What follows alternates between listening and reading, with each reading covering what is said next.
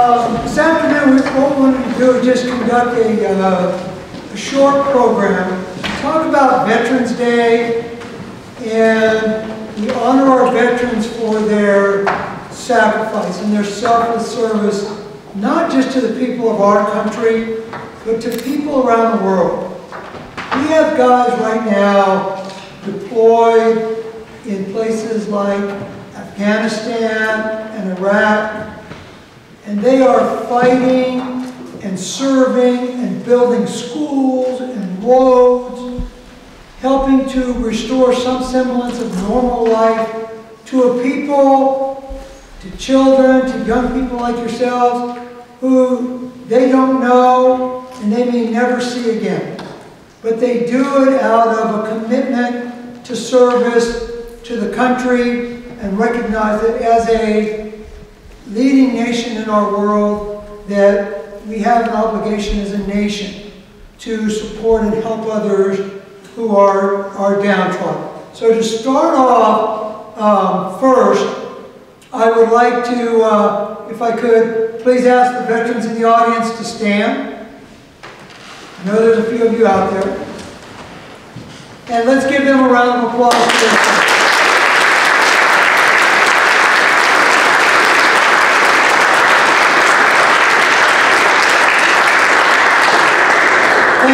And this short program is meant to really, we talk about sacrifice, and what we're going to try to do in this brief program is to share with you the history and the legacy of sacrifice that stems as far back as the earliest soldiers in our nation, those who fought the Revolutionary War, all the way up to our soldiers of today who are serving in Iraq and Afghanistan and other places around the world. So without further ado, I'm going to turn the program over to our Sergeant Major, Cadet Warren. Thank you, sir. The purpose of Veterans Day is to honor and remember those men and women of our country who have answered the nation's call to service as members of our nation's armed forces. Today, at this very moment, American soldiers are sacrificing their lives in Afghanistan and other parts of the globe in fighting the war on terrorism and defense of our freedoms and way of life. So let's take time to remember them and all the soldiers who throughout our country's history have served and fought our nation's defense for liberty. America's first soldiers were the Minutemen and members of the Continental Army formed in 1775. They fought the British Army for 6 years to win our independence in the Revolutionary War. In 1812, the American soldiers were called in again, this time to fight the British, who wanted to invade our country and take away our newly won freedom from England. From 1861 to 1865, the nation once again called on their citizens to sacrifice during the long 40 years of the American Civil War, to hold the nation together as a true country of unified states and help Americans realize the vision stated in the Declaration of Independence that all men are created equal.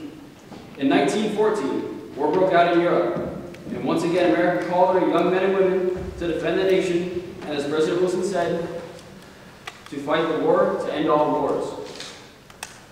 American soldiers found themselves fighting and dying in faraway land in places many Americans could not even pronounce, like Cantigny, Chateau Thierry, Meuse-Argonne, and Bellewood. They did their duty without question. And on November 11, 1918, the war to end all wars was over. But the American soldier paid a high price with over 116,000 men and women buried in cemeteries in Europe, and over 200,000 wounded and missing in action. With World War I over, our soldiers returned home to their families, friends, and a normal American way of life. They went back to work in our businesses, schools, on farms, and in factories. But it was not long before they were called home once again to serve. On December 7, 1941, the peace which America had enjoyed was shattered with a surprise attack on Pearl Harbor. Once again, America was at war. This time to liberate Europe, Asia, and Africa from tyrants and to make the world safe for democracy. After 4 years of fighting, the armed forces of the United States have put down the tyrants of Europe, Asia, and Africa. but at a tremendous price. Over 405,000 men and women were buried at sea and in cemeteries in Asia and Europe, while another 670,000 have been wounded in battle. But the peace they won did not last long. In 1950, the communist North Koreans, without warning, invaded their neighbors to the south in an effort to place the South Korean people under the yoke of communist tyranny. America, not part of the United Nations, force under General Douglas MacArthur, again sent her young men and women into harm's way, fighting and dying in places like Busan, the Chosin Reservoir, Seoul, Pork Chop Hill, and Hamburger Hill. Over the next 3 years, the Korean War ended with an agreement that divided the country along the 38th parallel. The cost of 3 years of war in Korea was 33,000 Americans killed and over 113,000 wounded or captured. Many of those captured have still not returned home to this day. Within 7 years, America once again found herself committing her young men and women to war, this time in Southeast Asia. The soldiers of our armed forces fought the war in Vietnam for 10 long years in hopes of preventing the spread of communism. The Vietnam War was costly for America, not only in terms of lives, of the young Americans, over 58,000 killed or missing in action and over 150,000 wounded, but also in terms of the nation itself. The Vietnam War left America a politically divided nation with internal conflicts that took years to heal, and a country of people that for years did not appreciate the sacrifice and service of her fellow soldiers. In the decades that followed, the United States found herself in a variety of conflicts. Each one was a new and different type of mission for America's fighting men and women, and each one came with additional sacrifice. These conflicts included peacekeeping operations like the Marines in Beirut, 1982 to 1983, military operations to protect the people from local tyrants like Grenada in 1983, Panama, 1989 to 90, and the liberation of Kuwait during Desert Storm in 1991. And finally, military operations conducted to stop the mass killings of innocent people for ethnic, cultural, or religious reasons by factional groups in places like Somalia, Bosnia, and Kosovo. On September 11, 2001, it marked a new era and a new kind of war for America. On that fateful day, over 2,000 innocent American citizens lost their lives in a terrorist attack on the World Trade Center in New York. The nation immediately responded by declaring war on global terrorism. Once again, America's sons and daughters were sent to distant lands like Afghanistan and Iraq to defend our freedom and our way of life. Over 6,775 American soldiers have made the ultimate sacrifice for our nation in Iraq and Afghanistan. As we stand here, right now, celebrating this Veterans Day, young Americans are still sacrificing their lives to protect your way of life, culture, and our right to live as we want to.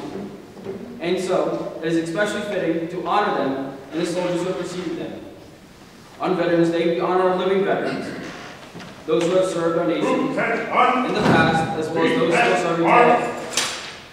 However, it is altogether fitting that we also pause to remember our deceased veterans and those who have made the ultimate sacrifice in defense of our freedoms on battlefields around the world. And so, remember those veterans who are no longer with us. We have a veteran holding a flag. This flag of our country is a symbol of freedom, the very freedom that our veterans fight and die for. It is also a shroud, which drapes the coffins as our veterans are carried to their final resting places, symbolizing the thanks and respect of our grateful nation. Note that the flag is folded in a triangle. It reminds us of the three-cornered hats worn by America's first soldiers in 1775. It is a clear sign of the legacy and sacrifice that our soldiers have made for you and me in winning and defending all the freedoms we enjoy. So, how can we honor and pay tribute to our veterans? Because unlike our movie stars and famous athletes, these true American heroes return home from war, take off their uniform, and become ordinary citizens just like you and I. So who are these true American heroes, and how do we recognize them? He is the cop on the beat who spent 6 months in Saudi Arabia, sweating 2 gallons of water a day, making sure armed personnel carriers did not run out of fuel. He is the barroom loudmouth dumber than 5 wooden planks whose overgrown fraternity boy behavior is outweighed 100 times in the cosmic scales by 4 hours of exquisite bravery on the 38th parallel in Korea. He is the nurse who fought against futility in the hospitals of Da Nang and went to sleep sobbing every night for 2 solid years. He is the POW who went away one person and came back another, or did not come back at all. He is the Paris Island drill instructor who has never seen combat, but has saved countless lives by turning slouchy, no-account rednecks into gang members and Marines, and teaching them to watch each other's backs. He is parade-riding legionnaire who pins his ribbons and medals on with a prosthetic hand. He is a career quartermaster who watches the ribbons and medals pass him by. He is 3 anonymous heroes in the Tomb of the Unknowns, whose presence at Arlington National Cemetery must forever preserve the memory of all anonymous heroes whose valor dies, unrecognized with them on the battlefield or on the ocean's sunless deep.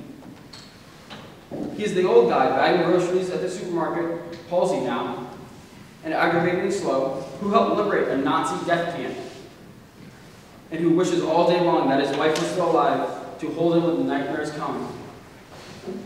He or she is a teacher who continues her service to the country by helping to educate and develop future leaders and veterans of our nation.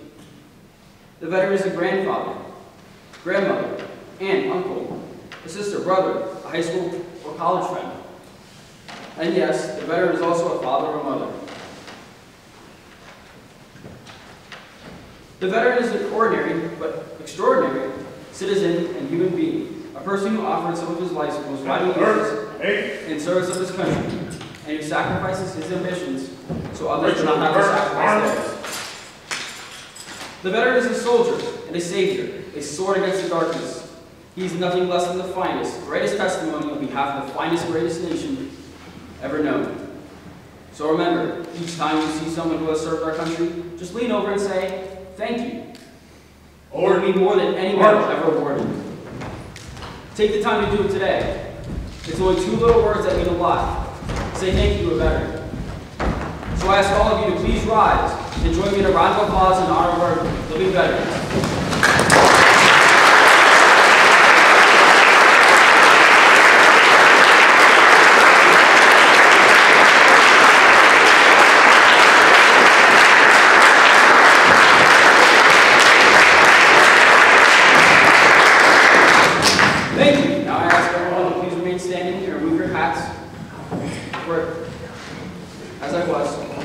Thank you very much. Please be seated. At this time, I would like to turn the program over to Colonel Butler. Thank you very much for participating in this program for us this afternoon. Hopefully, the numbers give you a feel for the real service and sacrifice of these men and women who have given you and me the opportunity to make the choices that we make every day, to choose the school we go to practice a religion or not practice a religion, say and think what we want, and have a future that we can choose the path that we want to go. And it's on their shoulders and on their backs that all of us stand. And hopefully, as we go forward in the future, we can use them as that beacon of light, that example for all of us to model our own lives on. So at this point, again, I'd like to thank and applaud our veterans in the audience.